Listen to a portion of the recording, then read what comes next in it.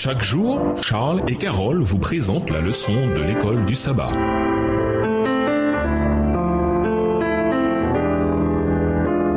Bienvenue dans votre émission. Dieu nous parle. Nous voilà à la leçon de dimanche, la loi d'amour. La loi de Dieu ne se résume pas à une série de principes abstraits. La loi de Dieu est plutôt une expression relationnelle. On le voit clairement dans les 10 commandements. Les principes fondamentaux des 10 commandements étaient déjà en place dans le jardin d'Éden comme des principes d'amour qui devaient gouverner la relation entre Dieu et ses créatures et entre ses créatures. Quand Dieu a gravé les 10 commandements dans la pierre dans Exode 20, il les a donnés à Israël dans le cadre d'une relation d'alliance. Quand le Seigneur a mis par écrit les commandements, il avait déjà délivré le peuple de l'Égypte. Ces commandements étaient fondés sur l'amour de Dieu et sur ses promesses à la nation. Voir Exode 6, versets 7 à 8 et Lévitique 26, verset 12. On peut voir dans les 2 divisions des 10 commandements qu'ils sont conçus en vue de l'épanouissement d'une relation entre les humains et Dieu et des relations les uns avec les autres. Lisons Exode 20, les versets 1 à 17. En quoi ces versets révèlent-ils les 2 principes ? Amour pour Dieu et amour pour le prochain. Exode 20, versets 1 à 7. Alors Dieu prononça toutes ces paroles en disant: Je suis l'Éternel ton Dieu qui t'ai fait sortir du pays d'Égypte, de la maison de servitude. Tu n'auras pas d'autre Dieu devant ma face. Tu ne feras point d'image taillée, ni de représentation quelconque des choses qui sont en haut dans les cieux, qui sont en bas sur la terre et qui sont dans les eaux plus bas que la terre. Tu ne te prosterneras point devant elles et tu ne les serviras point. Car moi l'Éternel ton Dieu, je suis un Dieu jaloux qui punit l'iniquité des pères sur les enfants jusqu'à la 3e et la 4e génération de ceux qui me haïssent, et qui fait miséricorde jusqu'en 1000 générations à ceux qui m'aiment et qui gardent mes commandements. En verset 7, tu ne prendras point le nom de l'Éternel ton Dieu en vain, car l'Éternel ne laissera point impuni celui qui prendra son nom en vain. Souviens-toi du jour du repos pour le sanctifier. Tu travailleras 6 jours et tu feras tout ton ouvrage. Mais le 7e jour est le jour du repos de l'Éternel, ton Dieu. Tu ne feras aucun ouvrage, ni toi, ni ton fils, ni ta fille, ni ton serviteur, ni ta servante, ni ton bétail, ni l'étranger qui est dans tes portes. Verset 11. Car en 6 jours l'Éternel a fait les cieux, la terre et la mer, et tout ce qui y est contenu. Et il s'est reposé le 7e jour. C'est pourquoi l'Éternel a béni le jour du repos et l'a sanctifié. Honore ton père et ta mère, afin que tes jours se prolongent dans le pays que l'Éternel ton Dieu te donne. Tu ne tueras point, tu ne commettras point d'adultère, tu ne déroberas point. Verset 16. Tu ne porteras point de faux témoignages contre ton prochain. Tu ne convoiteras point la maison de ton prochain. Tu ne convoiteras point la femme de ton prochain, ni son serviteur, ni sa servante, ni son bœuf, ni son âne, ni aucune chose qui appartienne à ton prochain. Les 4 premiers commandements concernent les relations entre les hommes et Dieu, et les 6 derniers les relations entre humains. Toutes nos relations doivent être régies par les principes de la loi de Dieu. Ces 2 parties de la loi correspondent directement à ce que Jésus a identifié comme les 2 plus grands commandements. Tu aimeras le Seigneur ton Dieu de tout ton cœur. Matthieu 22, le verset 37, à comparer avec Deutéronome 6, le verset 5.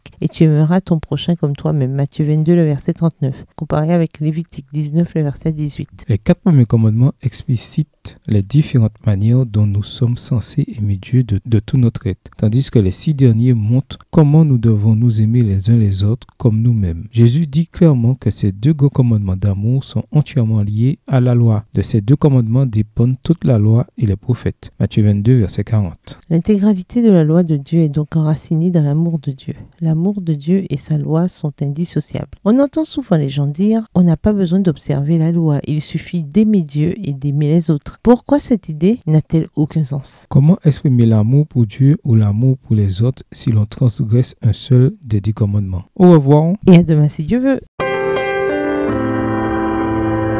Dieu nous parle. Chaque jour, Charles et Carole vous présentent la leçon de l'école du sabbat.